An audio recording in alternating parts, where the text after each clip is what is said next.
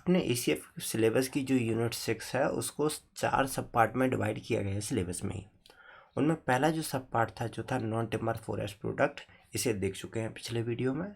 अब इस सब्जेक्ट में जो हम डिस्कस करेंगे वो है अपना इथनोबॉटनी। ये इथनोबॉटनी जो है काफ़ी इंटरेस्टिंग है, आज के टाइम पे बहुत ज़्यादा रिलेवेंट टॉपिक है और इसे थ्योरी से ज़्यादा इसकी जो स्टोरी है वो हमारे लिए ज़्यादा इम्पोर्टेंट है। तो आपको बस ध्यान से सुनना है इसे। तो पहले तो आपको ये मालूम होना चाहिए कि आखिर ये इथनोबॉटनी जो शब्द है इसका मतलब क्या है। मतलब तो गया भाड़ में। सबसे पहले तो अपन इसकी स्टोरी समझेंगे कि आखिर ये माजरा स्टार्ट कैसे हुआ।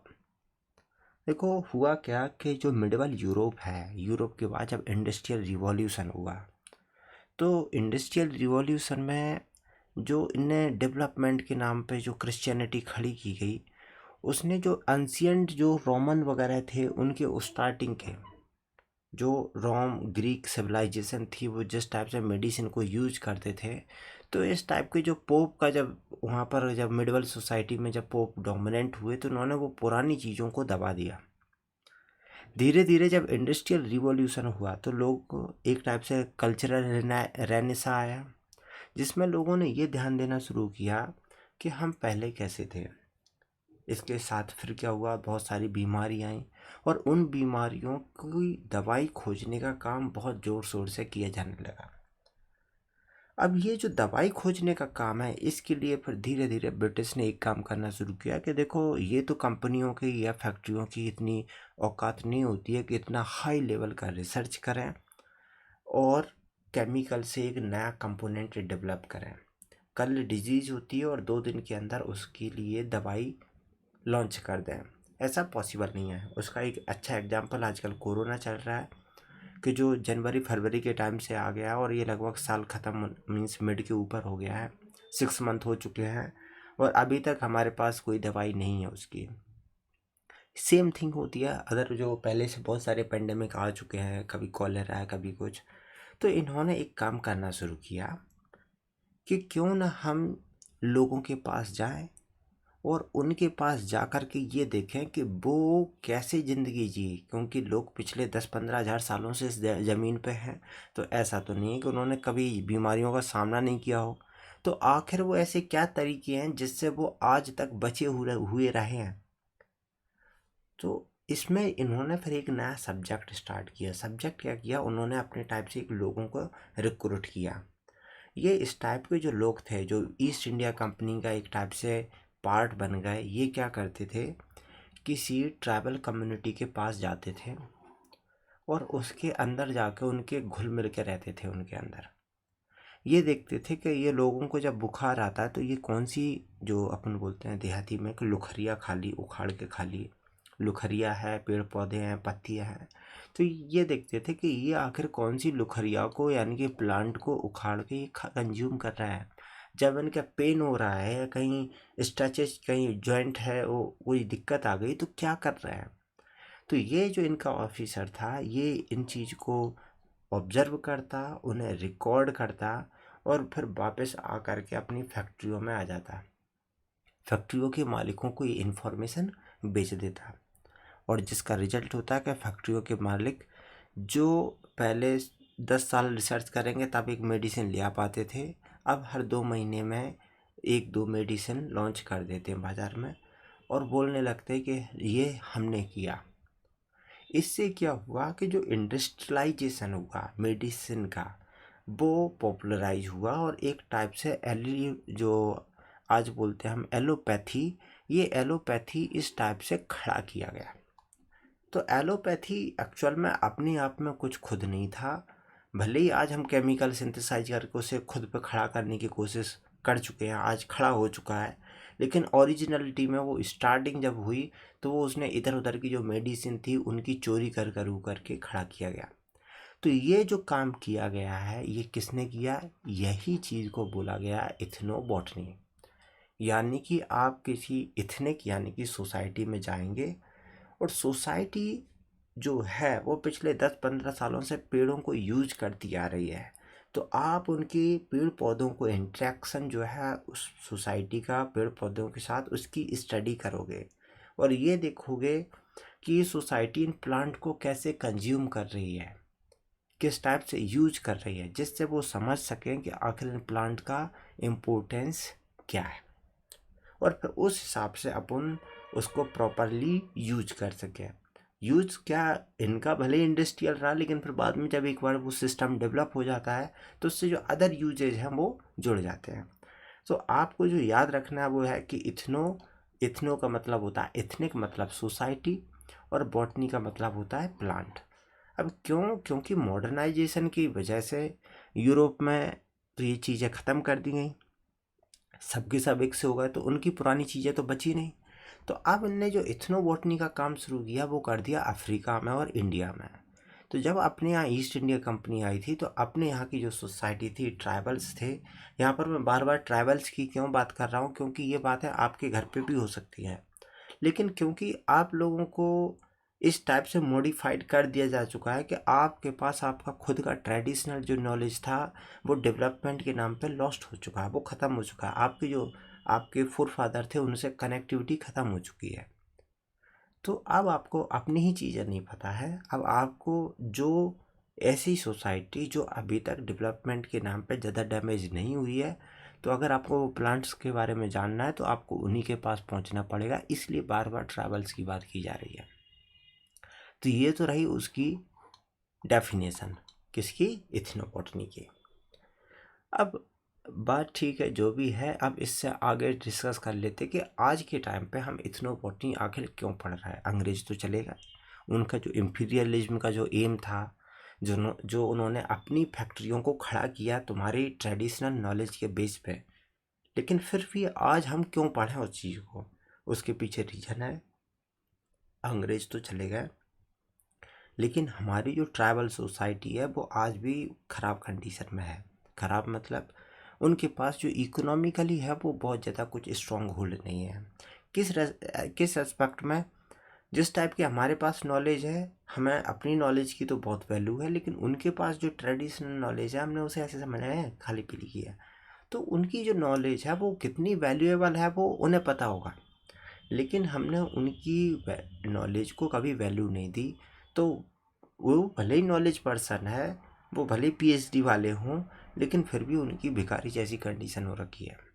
तो आज हमें चाहिए कि हमारे जो ट्राइबल्स हैं वो भी अपने, उनकी भी इकोनॉमी स्ट्रांग हो, उनको भी एक अल्टरनेट लाइवलीहुड मिल जाए। खासकर आज के टाइम पे जब क्लाइमेट चेंज का इम्पैक्ट पड़ रहा है, जहाँ ना तो आपके यहाँ आप देखा होगा पिछले 2-3 साल से ना आपके यहाँ ज़्यादा गर्मियाँ पड़ रही हैं, ना आपके यहाँ ज़्यादा सर्दियाँ पड़ रही हैं, और ना ही आपके यहाँ बारिश हो रही है। अभी चौमासा चल रहा है और लगभग आधा पीरियड जो अपना मानसून का वो ख़त्म हो चुका है, जून जुलाई, और आपके यहाँ हार्डली 2-3 दिन की ही बारिश रेनफॉल हुई होगी।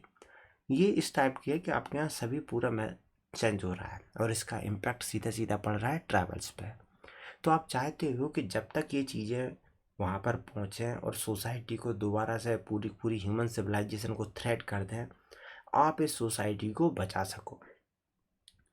तो यहाँ आज के टाइम पे चाहे हम सोसाइटी को ले लो, चाहे वो ट्राइबल्स को ले लो, चाहे इंडस्ट्री को ले लो, अगर हमें अपने देश को डेवलप करना है तो ये इथनोबॉटनी हमारे लिए बहुत इम्पोर्टेंट है। यहाँ पर हम उस इथनोबॉटनी के 4 एस्पेक्ट को लेकर के डिस्कस करेंगे, जिसमें एक है न्यू मेडिसिन, दूसरी है इंटेलेक्चुअल प्रॉपर्टी राइट, तीसरा है कंजर्वेशन, जो अपने नेचुरल रिसोर्सेज को कैसे कंजर्व करना है, और चौथा है अपनी इंडिजिनस नॉलेज को बचाना। ये 4 एस्पेक्ट में अपने टॉपिक को डिस्कस करेंगे। पहली बात करते हैं न्यू मेडिसिन। अब अगर नई दवाई की बात की जाए तो जैसे अपन कोरोना के लिए नई मेडिसिन को डिस्कस कर रहे हैं, मतलब डिस्कवर कर रहे हैं। अगर आप डिस्कवरी में कोई एक मेडिसिन लगाते हैं तो उसके लिए आपको 100-200 लोगों को एम्प्लॉय करना पड़ेगा, और वो लगभग हर 16 या 18 घंटे जब डेली काम करेंगे तब पॉसिबल है कि वो 200 लोग अगले 3 साल काम करेंगे, वो भी 16-16 घंटे, तब कहीं जाके एक सिर दर्द की मेडिसिन वो बना पाए। तो ये जो कॉस्ट है ये बहुत हैवी कॉस्ट है। अगर आपने सपोज एक आदमी को 200 लोग लगाया, एक को अगर साल भर की जो सैलरी है, जस्ट एग्जांपल, आप 8,000 9,000 कुछ दे रहे हो, साल भर की एक आदमी को सैलरी दे रहे हो 1 लाख, 200 को कितने दिया आपने? 200 लाख, वो भी 1 साल की। 3 साल का दिया आपने 600 लाख। तो 600 लाख की आपने जब सैलरी दी, तब कहीं आपको जा कर के एक छोटे से सिर दर्द की दवाई मिल पाई। ये 600 जो लाख हैं, इतनी अमाउंट कहाँ से आएगा? और इसके बाद भी कोई गारंटी नहीं है।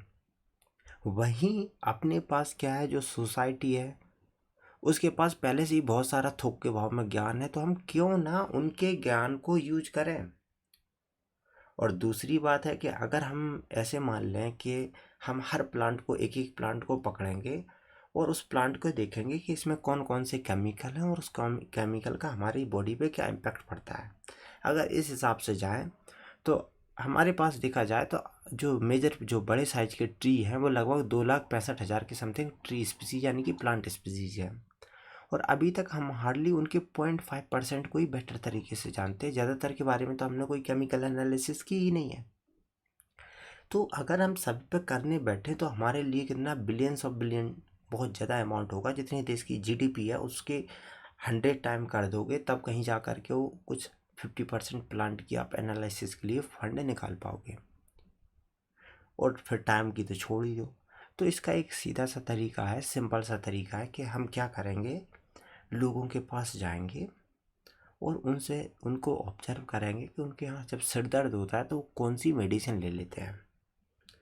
अगर उनके सिर दर्द की उनने सपोज मान लिया कि ये प्लांट लेते हैं, एमपी में कोई ट्राइबल है, ट्राइब सोसाइटी है ट्राइबल, वो कोई एक प्लांट लेते हैं जिसे बोलते हैं लोखरिया, मीन्स कोई भी प्लांट है उसको वो कंज्यूम करते हैं सिर दर्द के लिए। राजस्थान में गए, वहाँ पर कोई दूसरा प्लांट यूज करते हैं, उत्तराखंड में कोई तीसरा प्लांट यूज करते हैं। तो हमारे पास क्या है कि हमें अब इनमें से प्लांट ढूंढने नहीं है, हम यहाँ पर ये 3 प्लांट को लेके आएंगे और तीनों प्लांट की हम स्टडी करेंगे। तो हमारा टारगेट जो है वो केवल 3 प्लांट रहेगा, ना कि ये 2,65,000। तो हम अपने रिसोर्सेज को हार्मोनाइज कर सकते हैं, उन्हें बिल्कुल टू द पॉइंट कर सकते हैं। और आप उससे करके क्या कर लेंगे, जल्दी से वो मेडिकल या जो केमिकल है जो सिर दर्द को कम कर रहा है उसे पकड़ सकते हैं, उसे एक्सट्रैक्ट कर सकते हैं। इससे हमें क्या फ़ायदा? अगर ट्रैवल की बात की जाए तो यहाँ पर हम एक पूरी मैकेनिज्म लेके आते हैं इसमें, जिसमें जो ट्राइबल्स हैं जिनके पास ये नॉलेज है, तो इस नॉलेज को यानी कि इस मेडिसिन को लेकर के जब कोई कंपनी जब इसको इंडस्ट्रियलाइज करती है तो इसको ये क्या करेगी, फैक्ट्री है, फैक्ट्री चलेगी तो एम्प्लॉयमेंट देगी, तो देश में क्या बनाएगा, ये रोजगार, देश की जीडीपी को प्रमोट करेगा और ये कंपनी बढ़ेगी। कंपनी क्या करेगी, अपने प्रॉफिट का एक फिक्स परसेंट ये ट्रैवल्स को देगी। तो ट्रैवल्स को जो पहले कुछ नहीं मिल रहा था, उन्हें एक फिक्स अमाउंट ही ट्रैवल्स को डेवलपमेंट के लिए मिलेगा। सेकंड थिंग, ये जो मेडिसिन है उसको कलेक्ट करने का जो रोजगार है वो भी इन्हीं को मिल जाएगा, क्योंकि ये प्लांट जो है फैक्ट्री वाले तो खुद तो प्रोड्यूस करेंगे नहीं, कहीं ना कहीं फार्मर ही लेके आएंगे। तीसरी बात, अगर as a whole Indian society की बात की जाए तो हमारे लिए क्या बेनिफिट है। ये कंपनी अगर किसी मेडिसिन के डेवलपमेंट में 25,000 करोड़ का इन्वेस्टमेंट करती है, तब कहीं एक छोटी सी मेडिसिन लेके आती तो उसका प्राइस होता है 600 रुपये। और जब क्योंकि इसे बहुत ही सस्ते में मिली है, बिल्कुल नाम मात्र पे, कोई रिसर्च ज़्यादा हुआ नहीं है, 15-20 लाख का खर्च आया है उसकी जस्ट प्रोसेसिंग में, आइडेंटिफिकेशन में और पेटेंट वाले में, तो ये उसी मेडिसिन को हमें देगी 2 रुपये में। तो 600 रुपये से 2 रुपये में मिलेगी। तो सोसाइटी को क्या है कि एक तो मेडिसिन बहुत सस्ते में मिलेगी और नई मेडिसिन उसे जल्दी से जल्दी उपलब्ध हो पाएंगी। तो एज ए सोसाइटी हमारे लिए हेल्प है। कंपनी या देश के लिए बोला जाए तो हमारे लिए हमारा जो फार्मा इंडस्ट्री है उसको बहुत बड़ा बूस्ट अप मिलता है। हम पूरे इंटरनेशनल लेवल पे अपनी मेडिसिन जो सेक्टर है उसे और प्रमोट कर सकते हैं। और ट्रैवल्स को क्या करेंगे कि ये मेडिसिनल प्लांट जो है, क्योंकि फैक्ट्रियों को प्लांट चाहिए तभी तो वो प्रोसेस करेंगे, तो मेडिसिनल प्लांट का जो कल्टीवेशन करना है वो ये ट्रैवल्स कर देंगे। उसको कलेक्ट करने का अगर जंगल से कर रहे हैं तो वो भी ये ट्रैवल्स कर देंगे। और इससे कलेक्ट करने से एक जो जॉब अपॉर्चुनिटी मिलेगी वो तो अलग रही, ऊपर जो कंपनी को ये जो गेन होगा उसका एक फिक्स अमाउंट भी ये सोसाइटी को वापस मिलेगा, जिससे ट्रैवल्स का डेवलपमेंट हो पाएगा। तो इस टाइप से इथनोबॉटनी हमें हेल्प करती है किसी नई मेडिसिन के खोजने में। अब जैसा मैंने बोला था कि आखिर हम इथनोबॉटनी की स्टडी क्यों कर रहे हैं, वो वही मुद्दा था कि इंडिया की देखा जाए तो हमारे पास लगभग 705 ट्राइबल ग्रुप्स हैं। ये ऑथेंटिक है, गवर्नमेंट का डाटा है, जिसमें टोटल पॉपुलेशन अपने पास कितनी है ट्राइबल्स की, 104 करोड़, जो इंडिया की टोटल पॉपुलेशन का 8.6 है। अब इनका कहना है कि देखो, अगर हमें इतनी बड़ी पॉपुलेशन का अगर डेवलपमेंट करना है तो कैसे करेंगे हम? उन्हें बाहर से कोई चीज़ लेकर नहीं आओ, बाहर की चीज़ उन्हें कभी हेल्प नहीं कर सकती। जो उनकी खुद की चीज़ें हैं उन्हीं को यूटिलाइज करो। आप उन्हें बाहर से अगर पहले बंदूक दे दोगे फिर उन्हें बुलेट दोगे, क्योंकि उन्हें गोली भी खरीदनी पड़ेगी बाहर से, वो गोली खुद की नहीं बनाते हैं। तो आप उनको उनके खुद के हथियार खड़े करो, आप उन्हें बाहर से हथियार मत दो। खुद के होंगे, वो उसे सीखेंगे, बनाएंगे, और वो जो डेवलप होंगे उनके लिए उनके पास लोकल रिसोर्सेज बेस्ड जो हथियार हैं वो हैं। तो इस टाइप से जो ट्राइबल्स हैं उनका डेवलपमेंट के हमारे पास ये सबसे बेस्ट तरीका है। और यही जैसे राजस्थान के अपने ट्राइबल्स हैं जिनकी कंडीशन बहुत ख़राब है, तो उनको भी इसी के अंडर प्रमोट किया जाना, मतलब किया जा रहा है, किया जाना चाहिए या किया जाएगा, क्योंकि एक्चुअल में ये काम चल रहा है, लेकिन कहीं ना कहीं डिपार्टमेंट लेवल पे वो काम प्रमोट नहीं हो पा रहा है। यहाँ पर एक टर्म और लिखा है फोर्थ वर्ल्ड, तो जो ट्राइबल्स हैं उनको फोर्थ वर्ल्ड का टर्म यूज कर दिया जाता है। यहाँ पर कई बार इस टाइप का आता है कि पूरी दुनिया की जो पॉपुलेशन है, जो 80% जो वर्ल्ड पॉपुलेशन है, वो खाने के लिए लगभग 700 प्लांट पे डिपेंड है। बोला इतने लाखों प्लांट्स हैं, उनमें से केवल 700 प्लांट ही पूरी ह्यूमन सिविलाइजेशन को चला रहे हैं। बोला अगर क्लाइमेट चेंज का इम्पैक्ट इन 700 प्लांट पे पड़ा तो ये सिविलाइजेशन पूरी थ्रेट में आ जाएगी। तो आपको ऐसे नए नए फूड के रिसोर्सेज खोजना अति आवश्यक है, जो क्लाइमेट चेंज का उन पे इम्पैक्ट कम पड़ रहा हो, तो जिससे आप अपने फूड की हैबिट को चेंज करके उन प्लांट पे भी शिफ्ट हो सको जो क्लाइमेट चेंज में बच जाएंगे। तो ये भी यहाँ पर हमें आइडेंटिफिकेशन में हेल्प कर रहा है।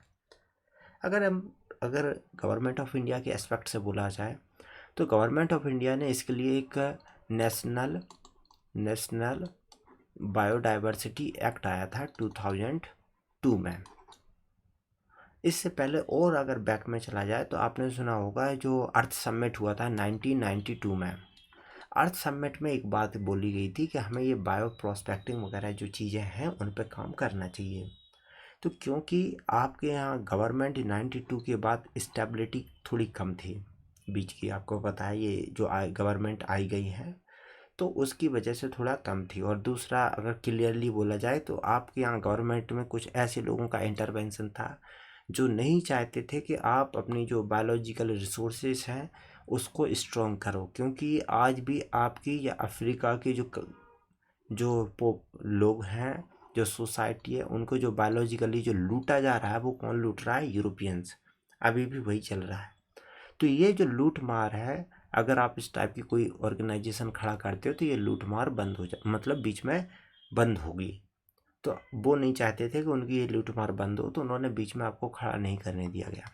बाद में जब 2002 में ये जब गवर्नमेंट आती है तब ये यहाँ पर नेशनल बायोडाइवर्सिटी एक्ट पास करके एक एजेंसी खड़ी कर देते हैं। कहाँ पर है? National biodiversity authority, NBA। इसको पहले भी फर्स्ट चैप्टर में डिस्कस किया गया था। ये अपनी है चेन्नई में। ये एजेंसी क्या करती है? ये बोलती है कि हर स्टेट लेवल पे, डिस्ट्रिक्ट लेवल पे, नीचे ग्राम लेवल पे, अगर विलेज लेवल पे बोलो तो यहाँ पर बनेगा विलेज बायोडाइवर्सिटी रजिस्टर।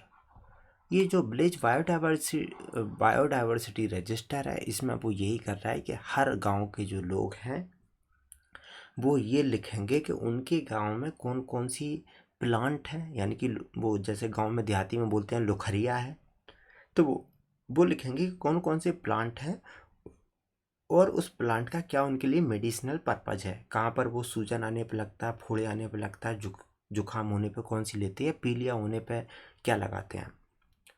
तो वो जो मेडिसिन है उसको ये रजिस्टर करेंगे। इस टाइप से अगर एक बार रजिस्टर्ड हो जाते हैं तो जब पूरा का पूरा डाटा जब यहाँ सेंटर लेवल पर जाएगा तो पूरे देश का डाटा NBA के पास होगा और उसे पता होगा कि अगर किसी को कैंसर हो रहा है तो कौन कौन सी ऐसी ट्राइबल सोसाइटी जिनके पास कैंसर की भी दवाई है, जो प्लांट्स हैं वो हैं। तो एनवीए क्या कर सकती है कि इंडस्ट्री के साथ और उस सोसाइटी के साथ मिल करके बीच में आएगी और वहाँ पर नई मेडिसिन डेवलप कर सकती है। तो इस टाइप के काम कर रहे हैं। और दूसरा, अगर हम इसे पहले कर लेंगे तो क्या होगा, हमारी इन्फॉर्मेशन बची रहेगी ये, और हम वहाँ अपनी कंपनी को प्रमोट कर लेंगे। नहीं तो अगर वेस्टर्न वाले कंट्री हमारे यहाँ से चोरी करके ले गए तो वो वहाँ पर उसे खड़ी कर लेंगे, हम लोगों को कोई फ़ायदा मिलेगा नहीं उसका। और ऊपर से एक और है, डेवलपमेंट के नाम पे हम लोग अपनी पुरानी चीज़ों को छोड़ देते हैं, तो वो जो लॉस हो रहा है वो ज़्यादा हो जाता है। तो यहाँ पर अपना जो पूरा मुद्दा डिस्कस था वो था एक टाइप से नई मेडिसिन को डिस्कवर करने का। अब यहाँ पर नई मेडिसिन के कुछ अगर आपको एग्जाम्पल बोला जाए तो उसका एक स्टोरी है कनी ट्राइब की। जस्ट आपको ये कनी ट्राइब की स्टोरी आपके एग्जाम पॉइंट ऑफ व्यू की नहीं है, बस एक एग्जाम्पल है कि कैसे ये काम करती है। हुआ क्या था कि जो अपने कोयम्बटूर के आसपास के कुछ लोग थे जो फार्मा सेक्टर से लिंक थे, मतलब प्रोफेसर वगैरह थे, तो वो लोग वहाँ पर जब नीलगिरी रेंज में घूमने जा रहे थे तो वहाँ पर जो कनी ट्राइब थी का नीलगिरी रेंज में, तो वो उन लोगों के साथ घूम रहे थे। ये जो ट्राइब वाले हैं वो ऐसे गाइड का काम कर रहे थे। तो ये देख रहे हैं कि इनकी जो हालत है वो पस्त हो चुकी है, इन पर चला नहीं जा रहा है। और वो जो ट्राइब वाला था वो बिल्कुल मस्त भागते चला जा रहा है। तो ये परेशान हो गए। तो इनने देखा कि वो जो है वो 1-2 घंटे बाद जब भी देखते हैं तो कुछ पेड़ों की पत्तियों को तोड़ के मुड़ा लेता। तो पहले इनने ध्यान नहीं दिया, बाद में धीरे धीरे जब वो 4-5 बार हो गया तो इनने ऐसे ही किया। तो इनने उससे पूछा, भाई कर क्या रहे हो? तो बोला, अरे कुछ नहीं, ये वो है तो नमकीन सी पत्तियाँ लगती हैं इसलिए मैं अच्छी लगती हैं तो खा लेता हूँ।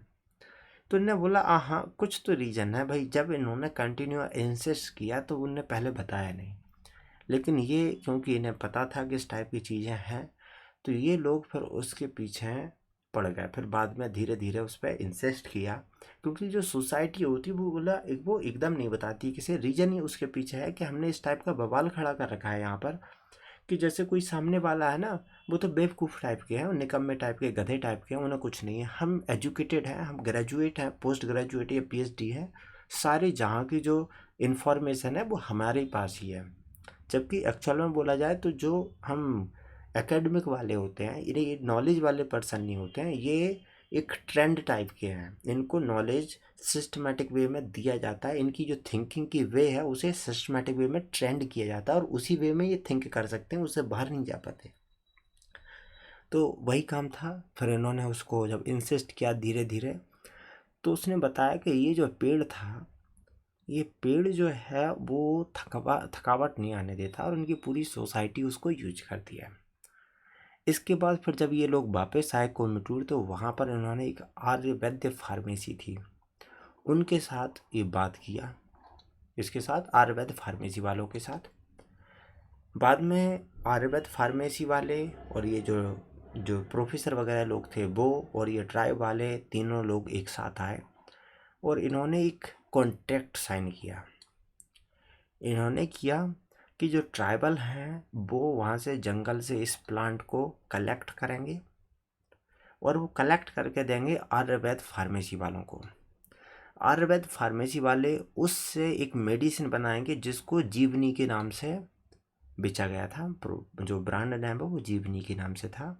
और इससे जो बेनिफिट मिलेगा उसका मतलब जो कंपनी, देखो कंपनी को बहुत सारे इनकम होती है लेकिन एक्सपेंडिचर भी बहुत सारे होते हैं। तो कंपनी को जो भी एक्सपेंडिचर होगा उस एक्सपेंडिचर में जो रॉयल्टी है वो जो उसकी जो इनकम होगी उसमें 2% तो रॉयल्टी देंगे। तो कंपनी वालों ने क्या बोला कि एक तो आप जो मुझे इन्फॉर्मेशन दे रहा है उसके लिए हम सबसे पहले तो आपको 5 लाख रुपए दे रहा है लाइसेंस की, क्योंकि ये प्रॉपर्टी तुम्हारी है, यानी कि वो ट्राइब की है। आप मुझे ये यूज करने के लिए परमिशन दे रहे हैं, इसके लिए मैं सबसे पहले तो आपको 5 लाख रुपए दे रहा हूँ कि भाई हमें लाइसेंस परमिशन दे दो कि हम इससे बना सकें।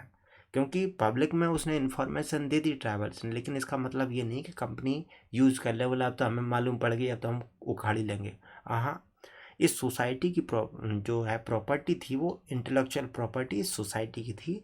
तो सोसाइटी से ने परमिशन ली। कैसे ली? सोसाइटी को इकट्ठा किया, उनका ग्रुप बनाया और ग्रुप की मीटिंग करवाई और उन्होंने फिर एक पेपर पर साइन किया कि हाँ हम परमिशन देते हैं कि इस नॉलेज को ये कंपनी यूज कर सकती है मेडिसिन बनाने में। तो ये जो कमेटी बनाई, ये पूरी सोसाइटी को अब गवर्न करेगी। तो इन्होंने 5 लाख तो दिए इस कंपनी को, मतलब ये सोसाइटी को दिए लाइसेंस के। फिर बोला कि हमें जो बेनिफिट मिलेगा इससे, उसकी 2% हम रॉयल्टी भी देंगे, जो हर साल दी जाएगी तुम्हें, वो भी लाखों में होगी। जिससे क्या होगा कि ये सोसाइटी है वो अपने स्कूल है, कॉलेज है, वो बना सकेगी। गांव में लोग के पक्की सड़कें हैं, रोड है, लाइट है, सभी कुछ डेवलप कर सकेगी। तीसरी बात, यहाँ पर जो ट्राइब वाले थे यही मेडिसिन को कलेक्ट करेंगे। इसमें तो कॉन्ट्रैक्ट में ये था कि अथॉरिटी केवल खनिज वालों के, बाहर वालों को इन्वॉल्व ही नहीं है। मेडिसिन जो कलेक्ट करेंगे वो यही ट्राइब के लोग करेंगे। तो एक टाइप से उन्हें परमानेंटली जॉब अपॉर्चुनिटी मिल गई। तो जिसके पास कुछ नहीं था वो मिल गया। बाद में क्या हुआ इस स्टोरी में कि जब फॉरेस्ट डिपार्टमेंट को पता पड़ा कि ये जो एक प्लांट था जिसकी पहले कोई वैल्यू नहीं थी, अब उसको जंगल से ज़्यादा उखाड़ा जाने लगा, वो उसके ख़त्म होने की कगार पे आ गए। क्योंकि ये ट्राइबल्स क्या कर रहे थे, उसे जंगल से कलेक्ट तो कर रहे थे लेकिन उसे लगा नहीं रहे थे। तो फिर बाद में धीरे धीरे करके गवर्नमेंट ने उसे बैन कर दिया, तमिलनाडु गवर्नमेंट ने। जब बैन हो गया तो ये पूरा सिस्टम कोलैप्स हो गया। लेकिन इस स्टोरी ने हमें ये समझा दिया कि आखिर हमें अगर ट्राइबल्स का भला करना है तो उस कैसे किया जा सकता है। अब कुछ बातें आती हैं कि आखिर जो इथनोबॉटनी है इतनी अच्छी बात है, तो आज आखिर ये क्यों नहीं हो पा रहा, हर जगह क्यों नहीं हो पा रहा है। उसके पीछे रीज़न है कि यहाँ पर आपको एक टीम वर्क की ज़रूरत होती है। एक ऐसा आदमी जो बॉटनी को जानता है, प्लांट को तो जानता है, लेकिन वो वहाँ की जो ट्राइबल्स है उनके साथ आसपास में घुल मिल नहीं सकता। तो उसे उसे यहाँ के लोगों की भी समझ होनी चाहिए, मतलब एंथ्रोपोलॉजी की समझ होनी चाहिए। और जो एंथ्रोपोलॉजी को अच्छी तरह से समझता है, लोगों में आपस में आसानी से ट्राइबल्स के साथ घुल मिल जाता है, उसे बॉटनी की अच्छी नॉलेज हो, ये ज़रूरी नहीं है। और फिर जिसके पास बॉटनी की है और एंथ्रोपोलॉजी की है, उसके पास ये फार्माकोलॉजी की समझ हो, ये ज़रूरी नहीं है। तो इस टाइप से ये जो दुनिया भर के साइंस है उनको एक साथ होना, ये बहुत ज़रूरी है इस टाइप की चीज़ों के लिए, और वो अक्सर नहीं मिल पाता है। दूसरी बात है कि इस टाइप की हमारे लिए जो रिसर्च एंड डेवलपमेंट का जो प्रॉपर इंफ्रास्ट्रक्चर है वो अभी तक अवेलेबल नहीं है, हमने उसे किया ही नहीं। अगर आप राजस्थान की बात की जाए तो इस टाइप का जो कनी टाइप जैसा इंफ्रा है, आप पूरे राजस्थान में ढूंढ डालोगे, कहीं आपको मिलेगा ही नहीं। तीसरा, हमारे यहाँ क्या है कि पॉलिसी सपोर्ट नहीं है, गवर्नमेंट लेवल पे इसको कहीं प्रमोट ही नहीं किया गया। जो मैंने आपसे बोला कि आपको फ्रंट पे नहीं दिखता, लेकिन यहाँ बैकग्राउंड में बहुत गेम चलते हैं, पूरा स्ट्रेटजी चलती है यहाँ पर, और वो अगले 50 साल 60 साल की प्लानिंग करके चलते हैं लोग। तो आपके यहाँ अभी तक कोई ऐसी पॉलिसी नहीं आई है जो इस टाइप की चीज़ों को रोक सके। इवन बहुत सारी यूरोपियन कंट्री में चल रही है। आपको आईपीआर के लॉ पे वेस्टर्न वाले आपको कोर्ट में खचोर लेंगे, लेकिन आपकी बायो पायरेसी करके वो लेके जाएंगे, आपके यहाँ कोई काम वो नहीं हो पाता है। तो इस टाइप की आपके यहाँ पॉलिसी सपोर्ट नहीं है। हालांकि 2016 में आईपीआर की पॉलिसी आई थी जिसमें बोला गया था कि हम बायो प्रोस्पेक्टिव को प्रमोट करेंगे, और गवर्नमेंट उसमें काम कर रही है। लेकिन कहने का मतलब है कि ये तो पॉलिसी अभी 16 में आई, 4 साल पहले। इससे पहले इस टाइप की चीज़ें नहीं आ पाई, और उसके बाद भी क्या है, एक तो पॉलिसी चाहिए, फिर उसका इम्प्लीमेंटेशन। तो ये वाली चीज़ें जो है हमारे यहाँ कोई इंटरेस्ट नहीं लेता है, ये बहुत बड़ा दिक्कत है। इसके एक आगे है, एक है नॉलेज नेटवर्क। जो कंपनियां हैं, सपोज आयुर्वेद फार्मेसी है, वो चाहती है कि वो राजस्थान से कोई नई मेडिसिन आ जाए, वो बनाने लगेगी और काम हो जाएगा। लेकिन कंपनी को जो नॉलेज चाहिए वो कहाँ से मिले, कंपनी गांव गांव जाएगी क्या? कंपनी वाले के पास इतना टाइम नहीं है।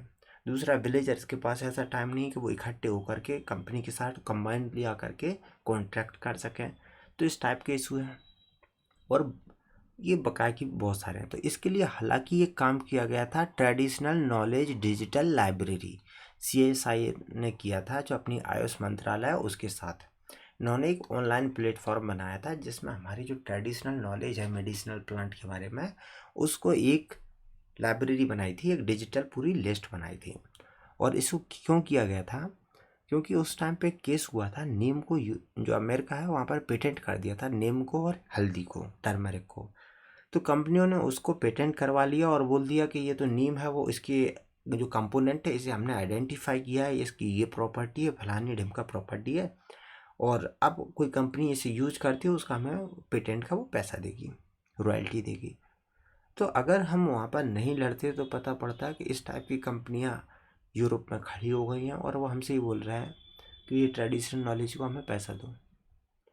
तो फिर उस टाइम पे हमारे यहाँ कुछ गवर्नमेंट के लोग हैं बीच वाले, जाके उन्होंने ये लाइब्रेरी बनाई और फिर उन्होंने क्या किया कि जो वर्ल्ड की जो टॉप कंट्रीज़ हैं जिसमें यूएस है, यूके है, जापान है, उनकी जो गवर्नमेंट है जो इस टाइप की पेटेंट देती हैं उनको इसकी लिंक दे दी गई। तो अब वो क्या करते हैं कि जब भी कभी रजिस्ट्रेशन का कोई काम आता है तो इस लिस्ट में देख लेते हैं कि क्या वो चीज़ यहाँ पर तो नहीं है। अगर उन्हें यहाँ मिल गई तो जो पेटेंट करवाने आया ना उसे थप्पड़ मार के भगा देते हैं। तो इस टाइप का चल रहा है कि हम हमारी जो चैलेंजेस हैं वो धीरे धीरे हम कर रहे हैं, कम कर रहे हैं, लेकिन है अभी। इसके साथ और प्रॉब्लम है कि हमारे यहाँ over utilisation of natural resources, हमारी बहुत सारी मेडिसिन है वो तो जंगलों से है और हम जंगलों को ओवर एक्सप्लॉइट कर रहे हैं, तो मेडिसिन जो है वो ख़त्म होती जा रही हैं। तो अगर हम गवर्नमेंट को ये भी डर रहता है कि अगर हम इस टाइप से प्रमोट कर दें तो लोग जंगल में प्लांट तो लगाएंगे नहीं, उखाड़ ज़्यादा लेंगे। हालांकि इसको जो JFM है, जॉइंट फॉरेस्ट मैनेजमेंट है, उसके थ्रू प्रमोट किया जा रहा है कि जंगल में जो ट्राइबल्स हैं वो मेडिसिन को लगाएंगे भी और उसे यूज भी करेंगे, लेकिन चल रहा है। और फिर यहाँ पर अनफेयर शेयर बेनिफिट का ये तो इशू रहता ही है कि एक बार कंपनी को पता पड़ गई कंपनी 2-4 साल रॉयल्टी भी देती है, इसके बाद बोल दिया कंपनी घाटे में चल गई तो रॉयल्टी देना बंद कर दिया। अब ये पूरी स्टोरी में दो बातें, दो टर्म हैं जो काफ़ी ज़्यादा यूज किए गए। एक है बायो पायरेसी और दूसरा है बायो प्रोस्पेक्टिंग। तो पहले तो सब समझते हैं कि बायो पायरेसी होता क्या है। ये कोई सोसाइटी थी ए, इसकी कुछ प्लांट्स थे जिनकी कुछ मेडिसिनल प्रॉपर्टी थी जिसे ये जानता था। ये एक दूसरी कंट्री है जिसकी कोई एक इंडस्ट्री है, वो विदाउट इसकी परमिशन के, विदाउट इसके, ना तो उसे पता है कि ये उसकी चीज़ों को लेकर बाहर जा रहा है और ना इसने उससे कोई परमिशन ली, और इसने उसकी जो इन्फॉर्मेशन था उसे लेकर के आया और अपनी फैक्ट्रियों में दवाई बनाना शुरू कर दिया। तो ये जो फैक्ट्री है इसने क्या ठोक दिया, बोला ये जो इन्फॉर्मेशन है ये उसने खुद की डिस्कवरी है, इस पर उसने इतने बड़े बड़े बजट दिखा देते हैं कि इतने करोड़ इन्वेस्ट किए तब ये बामुश्किल से एक मेडिसिन खोज पाई।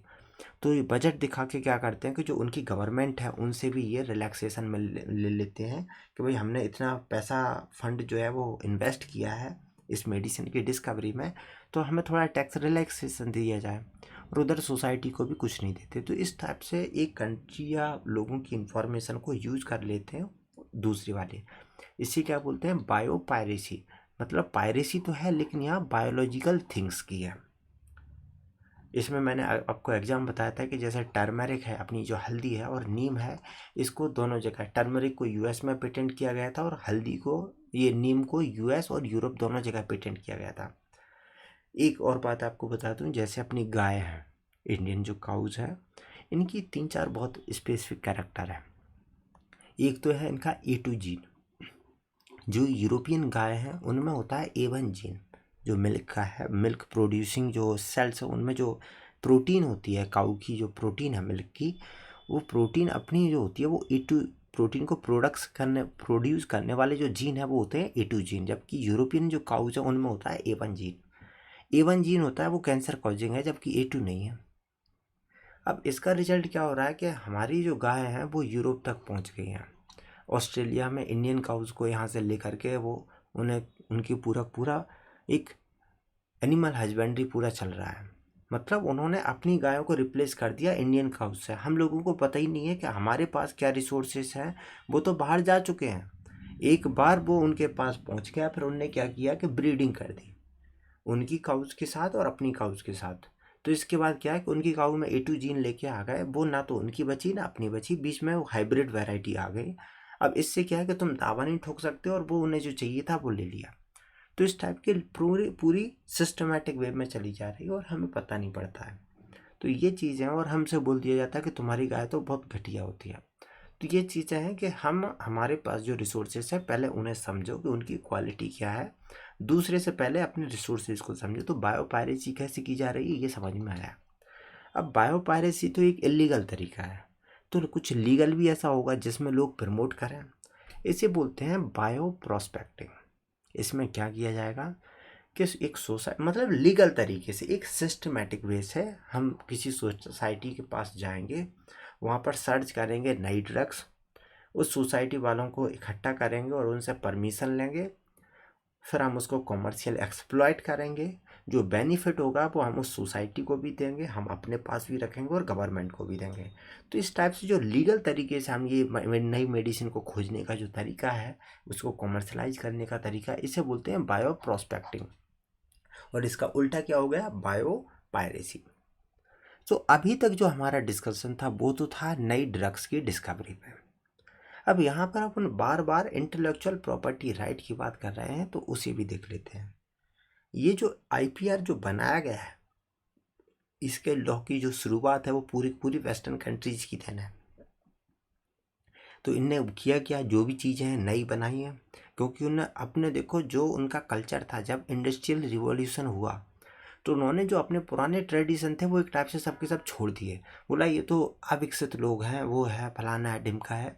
तो उनकी जो खुद की प्रॉपर्टी थी, जो उनके पास ट्रेडिशनल लॉज थे, जो इन्फॉर्मेशन थी, उसे घटिया छोड़ करके उसे ख़त्म कर दिया। लेकिन अब जब वो आएंगे तो उनके पास क्या पुरानी कुछ है नहीं, तो सब कुछ नई है। तो जो उनकी आईपीआर की डेफिनेशन है वो भी इसी टाइप से होगी कि वो किसी पर्टिकुलर जो उन्हें डेवलप किया उसी के हिसाब से होंगी। मतलब जो इंटेलेक्चुअल प्रॉपर्टी राइट किस चीज़ पे आपके आईपीआर का एक्ट काम करेगा, वो चीज़ें होंगी जो आपने बनाई होंगी, मतलब मैन्युफैक्चर्ड की होंगी। और मैन्युफैक्चरिंग में कोई स्पेसिफिक पर्टिकुलर केमिकल को आइडेंटिफाई किया होगा, उन्हीं चीज़ों पे आपके आईपीआर के लॉ लगते हैं। अब जब ऐसी चीज़ों पे जहाँ आईपीआर लगते हैं, वहाँ पर अपनी ये जो मेडिसिनल प्लांट है, ये तो भाई किसी ने बनाई नहीं है। इनके नॉलेज है, वो तो सोसाइटी, कोई अगर सपोज एक ट्राइबल सोसाइटी है या आपके आपके आसपास के गांव की सोसाइटी है, वो तो आप पिछले हज़ारों सालों से यूज करती आ रही। तो ना तो आपने कभी वो डिस्कवर किए, दूसरा ना ही आपने उस केमिकल के पर्टिकुलर जो है, जैसे आप हल्दी है तो हल्दी के अंदर क्या केमिकल है पर्टिकुलर, आपको उसकी ज़रूरत भी नहीं पड़ी, जबकि पेटेंट में वो पर्टिकुलर केमिकल ही पेटेंटेड होगा। तो इस टाइप की डेफिनेशन जो है उनके पछले में होने की वजह से अपने जो मेडिसिन है, जो ट्रेडिशनल नॉलेज है, उसको पेटेंट का दर्जा नहीं मिल पाता, आईपीआर का दर्जा नहीं मिल पाता। हालांकि गवर्नमेंट अब ट्राई कर रही है, कोशिश कर रही है इन चीज़ों को कि इनको भी आईपीआर के फ्रेमवर्क में ले आया जाए। कुछ थोड़ा आईपीआर जो देश के आईपीआर लॉज हैं उनके साथ चेंज किया जाए, और कुछ यहाँ पर जो सिस्टम है उसको चेंज किया जाए, जिससे ये उस फ्रेमवर्क के अंडर आ पाएँ। क्योंकि अगर एक बार आईपीआर के अंडर आ गए तो फिर अपने पास कंट्रोल में हो जाता है। फिर क्या है कि जैसे सपोज किसी ने, अगर कोई अमेरिकन कंपनी है जो अपने इंडियन आईपीआर को वायलेट कर रही है, तो ऑब्वियसली वो इंडियन में मार्केट में वो मेडिसिन लॉन्च नहीं कर सकती, लेकिन यूरोप और अमेरिका में तो दर बेचेगी। तो फिर अपन क्या कर सकते हैं, उस कंपनी की कोई सब्सिडरी कंपनी होगी जो इंडिया में लॉन्च चल रही होगी, अपन उस पर दावा ठोक देंगे और फिर उसके थ्रू इस पर उसे कंपनसेट कर देंगे, मतलब उसे फोर्सफुली कर देंगे। और अगर वो सपोज ऐसे नहीं कर पा रहा है तो कोई बात नहीं, हम किसी यूएस लॉ को ही इंडिया में सीधा धड़ाम से वायोलेट करेंगे। जब यूएस वाले हमारे यहाँ बोलेंगे कि तुम ऐसा क्यों कर रहा है, तो फिर हम उनसे बोलेंगे तुम ऐसा क्यों करवा रहे हो। तो इस टाइप से ही एक काउंटर करके एक कंट्री दूसरे कंट्री से काम चलाती है। तो ये आईपीआर वाला भी थोड़ा एक इशू है कि हम उसे कर रहे हैं। यहाँ पर एक यही था कि आईपीआर के जो वायोलेशन हो रहे हैं, जैसे वो ट्रेडिशनल नॉलेज वाले था, तो उसके लिए हम क्या कर सकते हैं। तो बोला कि एक काम करो कि हम यहाँ पर ट्रेडिशनल डिजिटल लाइब्रेरी बनाएंगे, और फिर बकाया के जो यहाँ पर सीएसआई और आईओएस मंत्रालय वगैरह का जो चल रहा था, फिर और चला कि क्या किया जा सकता है। बोला कि जो अपने यहाँ एनजीओ हैं और जो कम्युनिटी है, इनको मोबिलाइज करो, जॉइंट वेंचर से बनाओ और इस टाइप के काम को करो। हालांकि ये काम और है कि ये जो आज के टाइम पे आपने देखा होगा, एनजीओ जो ट्राइबल एरिया में बहुत काम कर रहे हैं, ये आपके यहाँ कोई एनजीओ जिस टाइप से आपके मतलब समझाया ऐसे जाता है कि दुनिया में जो सोसाइटी को आगे भला करने का जो काम करते हैं वो ये एनजीओ ही करते हैं। लेकिन रियलिटी है कि आज के टाइम पे 99% जो एनजीओ हैं ये अपने एजेंडे पे काम करते हैं। जो कंट्रीज़ हैं, बहुत सारी चीज़ें हैं ऐसी, जैसे कि आपके जो बॉर्डर एरिया पे है, ये एनजीओ पूरी इंफॉर्मेशन शेयरिंग का काम करते हैं वहाँ। इवन वहाँ तो छोड़ दीजिए, इंडिया में जो आपके सीड्स हैं, वो आपके यहाँ के सीड एनजीओ के थ्रू यूरोपियन कंट्रियों में गए हैं।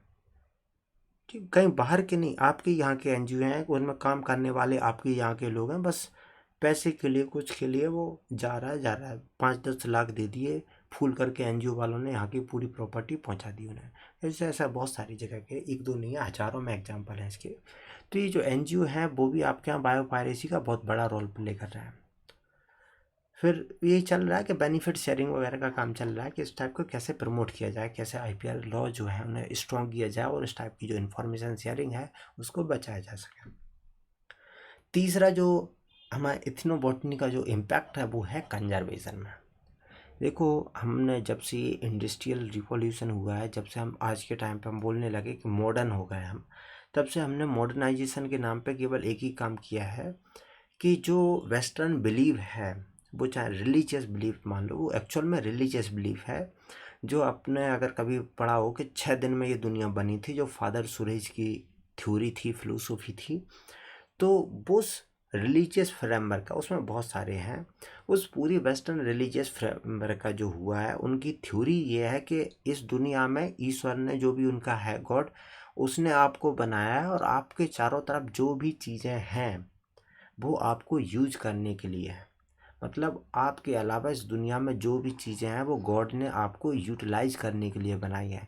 तो आप इनका मस्त तरीके से यूटिलाइज करो, जैसे करना चाहो वैसे करो, क्योंकि गॉड ने तो बनाई इसीलिए। यही वजह है कि वो नॉन वेज को खाने को भी वैलिडेट कर देते हैं, वेरीफाई कर देते हैं। आपसे बोला जाएगा एनिमल स्लॉटरिंग मत करो, ये मत करो, वो ना करो। पूरा वेस्ट बोलता है एनिमल राइट की बात करता है, लेकिन पूरा वेस्ट नॉन वेज खाता है, कोई अभी फिशिंग राइट की नहीं करता, क्योंकि फिश के क्या जान नहीं है, वो जिंदे कीड़े खा जाते हैं, उनमें कोई जान नहीं है। तो एनिमल राइट केवल वहाँ तक चलता है जहाँ तक वो आपके इंटरेस्ट को हार्म पहुँचाते हैं। जहाँ उनके इंटरेस्ट आ जाते हैं, वो एनिमल राइट चीज़ें कुछ रहती नहीं है। तो यहाँ पर हमारा पर्पज क्या था टॉपिक का डिस्कशन, कि हम जिस टाइप की जो नए डेवलपमेंट के नाम पे हम नेचर को जिस टाइप से प्लैंडरिंग कर रहे हैं, तो नेचर को सस्टेनेबल वे से कैसे यूज करना है और उसको हार्म पहुंचाए बिना, और उसको कैसे कंजर्व किया जाए नेचुरल तरीके से। ये चीज़ें जो है, क्योंकि जो ह्यूमन सिविलाइजेशन है वो ये मॉडर्नाइजेशन पिछले 10,000 सालों से भी पहले से सस्टेनेबल थी। तो उनके क्या तरीके थे, उन चीज़ों का हमें समझना पड़ेगा और उन्हीं के तरीकों के हिसाब से नेचर को कंजर्व करने वाली जो इफ़ोर्ट है उनको प्रमोट करना चाहिए। तो उनके तरीकों से हम जो फॉरेस्ट डिफॉरेस्टेशन हो रहा है, क्लाइमेट चेंज हो रहा है, ये हो रहा है, इनको अगर रोकने का काम किया जाए तो सबसे जो अच्छे टूल हो सकते हैं वो वही हो सकते हैं, क्योंकि वो पिछले 10-12 हज़ार सालों के आजमाए हुए हथियार हैं, ना कि 200-300 साल के इंडस्ट्रियल इवोल्यूशन की पैदा हुई है। तो इसलिए उनका कंजर्वेशन एफर्ट में भी बहुत रोल है। अब अगर उसी को हम एक एग्जाम्पल के तौर पर देखें तो यहाँ पर एक मैती आंदोलन चला था उत्तराखंड में, ये भी एक टूल है। इन्होंने क्या प्रमोट किया गया कि जैसे लड़की जो होती है वो बचपन से अपने माँ बाप के साथ रहती है, तो लड़की जब शादी के बाद अपने घर से वापस जाती है अपने हस्बैंड के घर में, तो जो माँ बाप है उन्हें काफ़ी दुख होता है। तो इन्होंने क्या किया, एक काम करते हैं कि लड़की जब विदा होके जाएगी उससे पहले लड़की, मतलब वो दोनों दूल्हा दुल्हन, अपने घर के आंगन में या घर के आसपास प्लांट लगाएंगे, एक पौधा लगाएंगे। तो जब लड़की चली जाएगी विदा होकर के, तो जो माँ बाप है उनके लिए मेमोरी में रहेगा कि ये जो पेड़ है ये मेरी बच्ची ने लगाया है। उस पेड़ को वो हार्म नहीं पहुंचने देते हैं, उसे प्रोमोट करते हैं, पूरा ग्रोथ करता है। और क्योंकि वो किसी की बुआ का पेड़ है, किसी की बच्ची का पेड़ है, किसी की बहन का पेड़ है, वो पेड़ को सबसे बेस्ट प्रोटेक्शन मिलता है उस घर का। और इसका रिजल्ट होता है कि वो पूरा का पूरा गांव जो है, अब इस गांव में आज इस साल 4 शादियां हुई, अगले साल 4, वो तो भाई गांव में है तो शादियां तो होंगी ही होंगी। तो इस टाइप से पूरे गांव में पेड़ बढ़ते चले जाते हैं और वो पूरा का पूरा गांव एक टाइप से अच्छा हरा भरा गांव बन जाता है।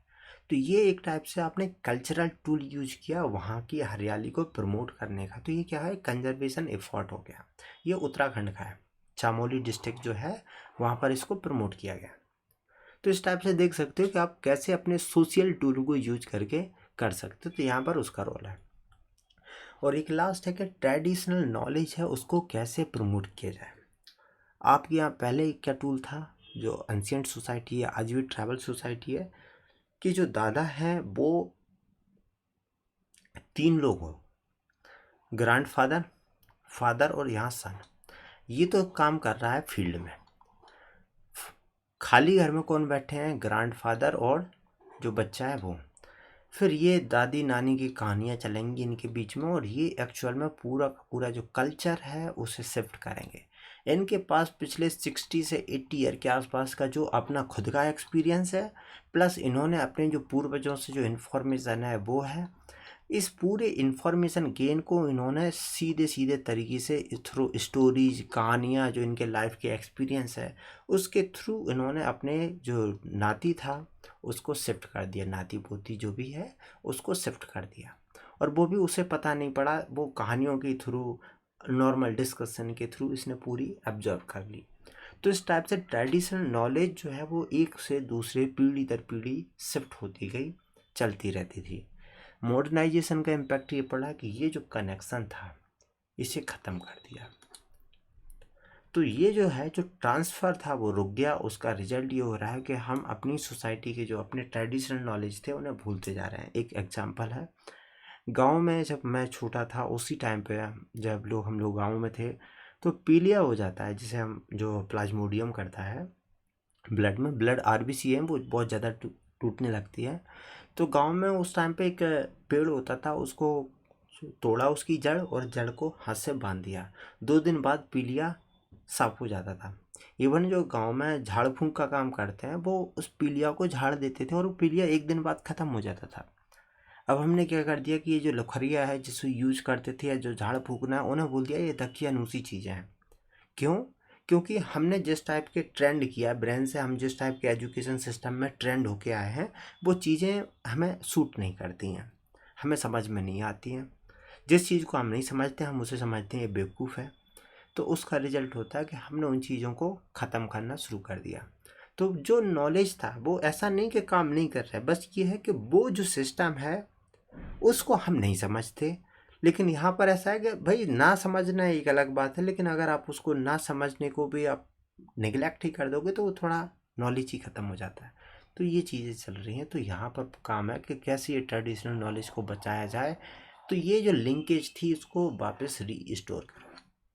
तो इस पे हाँ एंथ्रोपोलॉजी में अपना काम चल रहा है।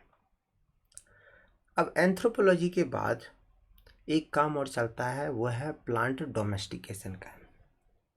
ये आपके राजस्थान के सिलेबस में तो नहीं है, लेकिन बेसिक चीज़ें हैं जिन्हें समझना कई बार काम आ जाता है। यूपीएससी में भी कई बार क्वेश्चन आ गया कि प्लांट डोमेस्टिकेशन होता क्या है। एनिमल डोमेस्टिकेशन भी ऐसे ही होता है।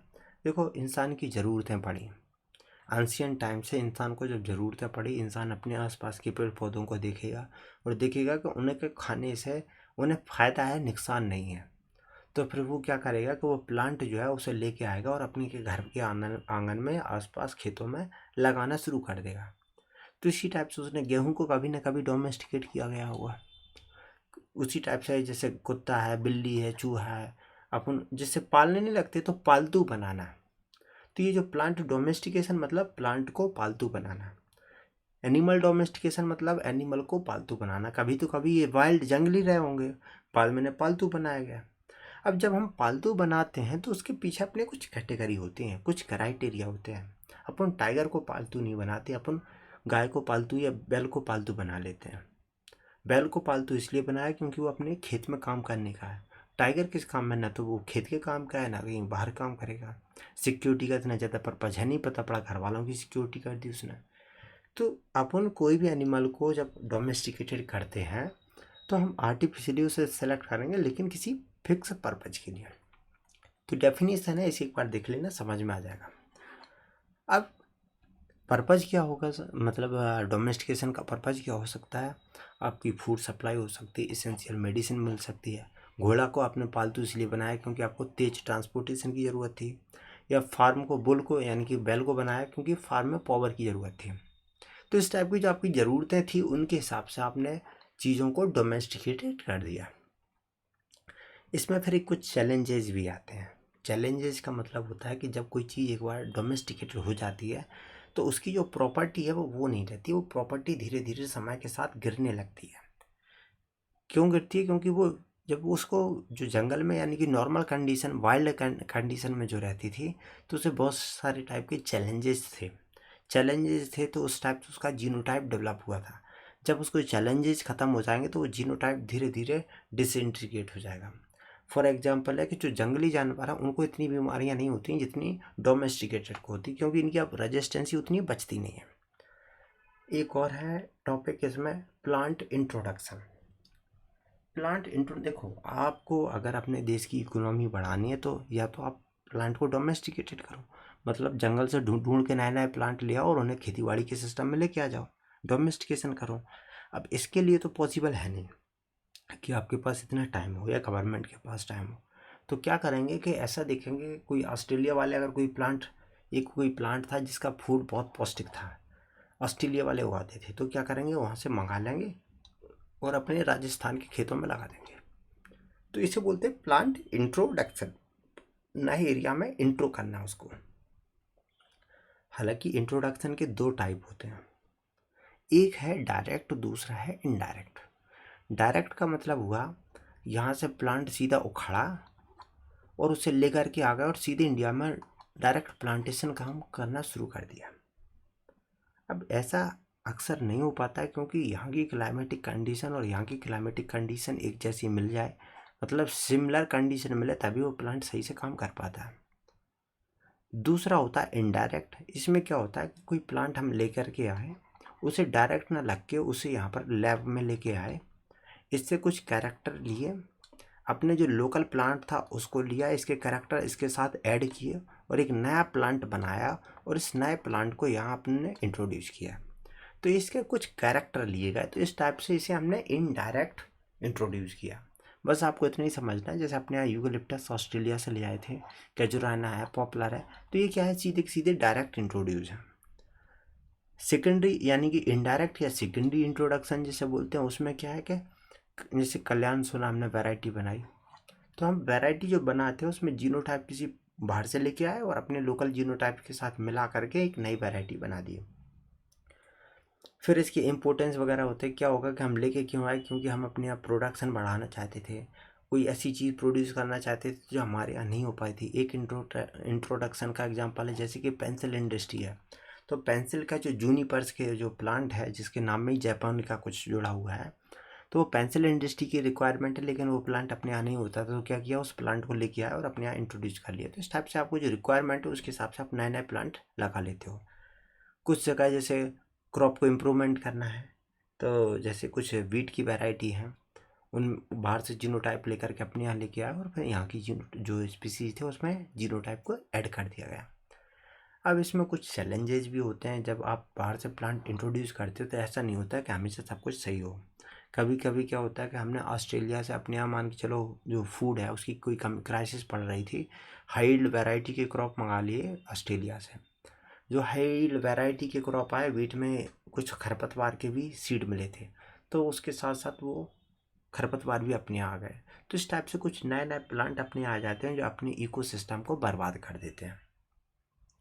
यहाँ पर फिर एक लास्ट मुद्दा आता है कि इंट्रोडक्शन जो किया जाता है उसका पूरा एक सिस्टमेटिक वे होता है, जिसमें सबसे पहले जो आता है स्टेप, ये जो बेसिकली याद रखना है, ये आईसीआर वालों के काम का है, राजस्थान एशिया वालों की ज़्यादा काम नहीं है, उनमें क्वेश्चन नहीं आएंगे। समझने के लिए समझ सकते हैं कि आखिर किसी प्लांट को हम इंट्रोड्यूस कैसे करते हैं। एक तो रहता है अपना कि सबसे पहले तो आपके पास जो चीज़ इंट्रोड्यूस करना है, वो जीनोटाइप हो या प्लांट हो, उसको आपको प्रोक्योर करना पड़ेगा, मतलब खरीदना पड़ेगा। या तो आप खरीद लो या फिर उस देश वालों ने आपको गिफ्ट दे दिया, गिफ्ट कर दिया या दे दिया। उसके बाद जब आप अपने देश की बाउंड्री में लेके आते हो तो फिर अपना क्वारंटाइन वाले सिस्टम से इसका पाला पड़ता है। क्वारंटाइन होने के बाद फिर जब ये सिस्टम ये पहुंचेगा किसी इंस्टीट्यूट के पास, सपोज जैसे अगर एग्रीकल्चर के लिए वीट की कोई वैरायटी है, तो पहले सपोज हमने इसे यूएसए से प्रोक्योर किया, यूएसए से जब इंटर करेगा मुंबई में, तो मुंबई में इसे किया जाएगा क्वारंटाइन। मुंबई के बाद ये वीट है तो इसे आईसीआर के यहाँ आ जाएगा, आईसीआर के पास। फिर ये वहाँ पर आईसीआर में क्या किया जाएगा, सबसे पहले इसको किया जाएगा कैटालॉगिंग। कैटालॉगिंग का मतलब इसके बारे में डाटा लिखा जाएगा कि ये चीज़ कहाँ की है, क्या है, कहाँ से आई है, कब आई है। ये कैटालॉगिंग के पीछे बिल्कुल ऐसे ही होता है जैसे किसी डिपार्टमेंट में जब कोई लेटर आता है तो उस लेटर में क्या है वो बाद का काम है। सबसे पहले वहाँ जो इनपुट वाला जो रजिस्टर है उसमें वो लिस्टेड कर दिया जाता है कि ये यहाँ से आया है, ये आया है, ये है। कैटलॉगिंग का पर्पज़ ये होता है कि अगर कभी कोई दूसरा मतलब इसी फील्ड में अगर वीट कहीं दूसरा कोई यूएस से इंपोर्ट कर रहा हो तो सबसे पहले इस कैटलॉग में ढूंढ लेता है और देख लेता है कि भाई किसी पहले ने तो नहीं मंगा रखा है, अगर पहले मंगा रखा है तो क्यों यूएस तक जाए, या आईसीआरसी ले लेगा फिर वो। तो इस टाइप से कैटलॉगिंग करते हैं। इसके बाद फिर आईसीआर वाले उसको अपने यहाँ लेबोरेटरी में या क्लोज सर्किट में उसे उगाएंगे, देखेंगे, परीक्षण करेंगे, और जब वो सभी कंडीशन से सेटिस्फाई कर देगा तो इसके बाद फिर वो फार्मर को है उसको नंबर बढ़ा के मल्टीप्लिकेशन करके उसको डिस्ट्रीब्यूट कर देंगे। तो इस टाइप से कोई स्पीसीज है वो इंडिया में इंट्रोड्यूस होती है। अब यहाँ पर अपना जो इथनो वाले बॉटनी वाला जो पार्ट था वो तो हो गया कंप्लीट।